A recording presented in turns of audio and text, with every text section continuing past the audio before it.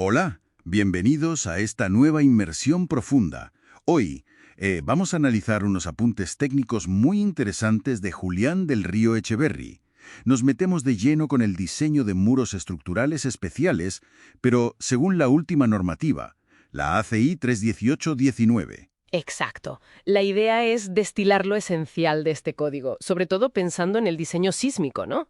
Eso es, especialmente para las zonas de más riesgo, las categorías D, E y F. Ahí estos muros especiales son, bueno, fundamentales. Claro. Veremos qué los define como especiales y, sobre todo, cómo exige el código que se detallen para que funcionen bien ante un sismo. Vale, pues vamos a ello.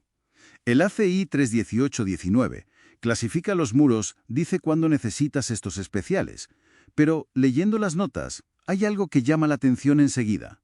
Habla de una zona extrema de borde obligatoria.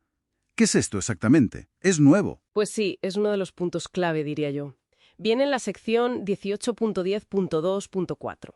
Y lo importante es que dice que aunque los cálculos no te pidan confinar los bordes como antes, con los típicos elementos de borde, bueno, pues todos los muros especiales deben llevar sí o sí una zona reforzada en cada extremo. Ah, o sea, como una especie de base mínima, ¿no? Eso es, una garantía mínima de armado en los extremos. La longitud mínima es el 15% de la longitud del muro, 0.15 L doble. Y dentro de esa zona, pues hay que poner una cuantía mínima de acero vertical.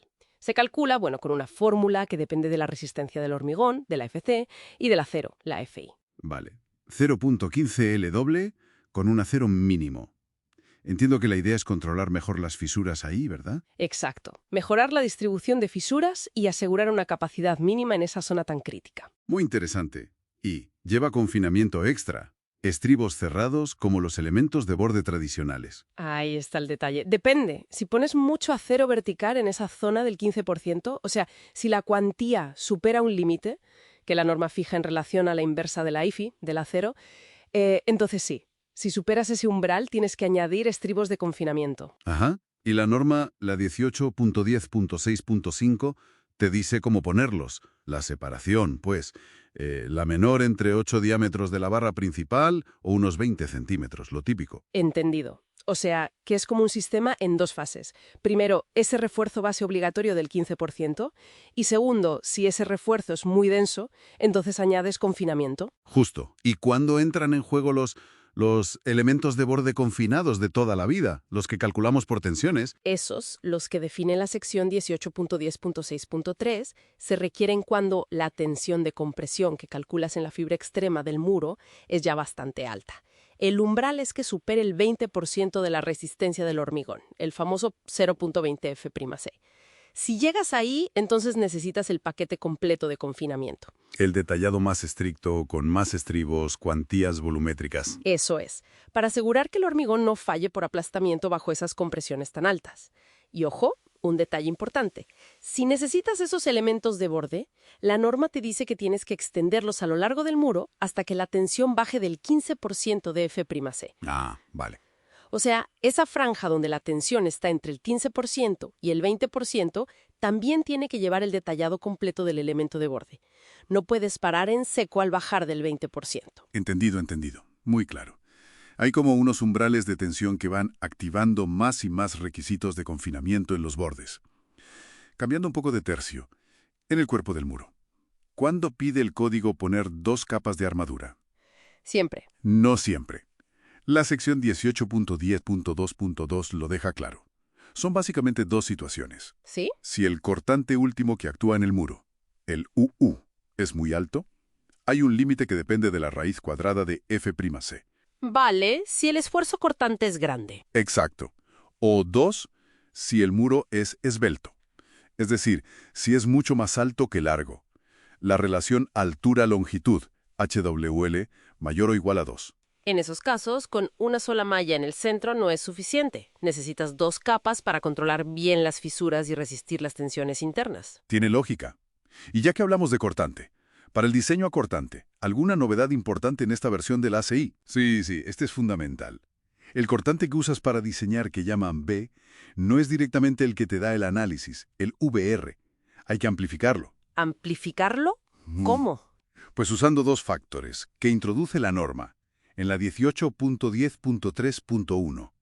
Uno es omega sub V, que tiene en cuenta la sobreresistencia.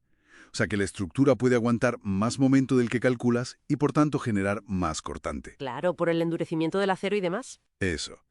Y el otro factor es omega sub V, que considera la amplificación dinámica, sobre todo en muros altos por los modos superiores de vibración. Vale, o sea que el cortante de diseño es un cortante realista, más exigente. Mucho más. Aunque hay un tope, ¿eh? Ese Bu amplificado no puede pasarse de 3 veces el Bu del análisis. Es una salvaguarda, importante para evitar fallos por cortante, que son muy frágiles. Y una última cosa que recogen las notas, sobre el detallado.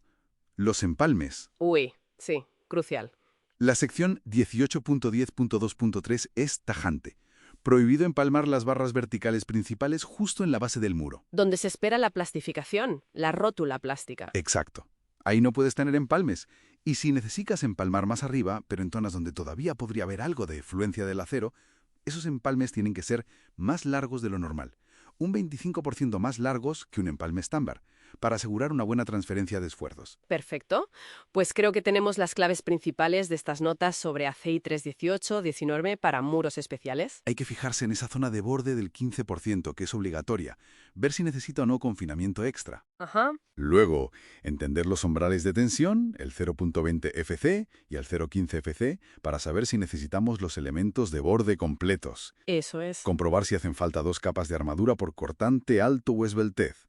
Amplificar el cortante de diseño con los factores omega y omega. Fundamental eso. Y, finalmente, ser súper cuidadosos con dónde y cómo hacemos los empalmes de la armadura vertical. Exactamente. Son todo detalles, pero detalles que buscan una cosa, la ductilidad, que el muro pueda deformarse mucho antes de fallar, disipando energía, que es la filosofía básica del diseño sismo resistente moderno. Precisamente. Y bueno, para terminar, dejamos una pregunta en el aire, ¿no? Algo para que la gente piense. ¿Cómo impacta realmente en la construcción, en la práctica diaria, esta exigencia de reforzar siempre los bordes con ese 15% mínimo, incluso si las tensiones son bajas? Claro. Lo simplifica porque da partes de una base o añade una complejidad que antes no existía, para muros con poca demanda. Ahí queda esa reflexión. Muchísimas gracias por acompañarnos hoy en esta inversión.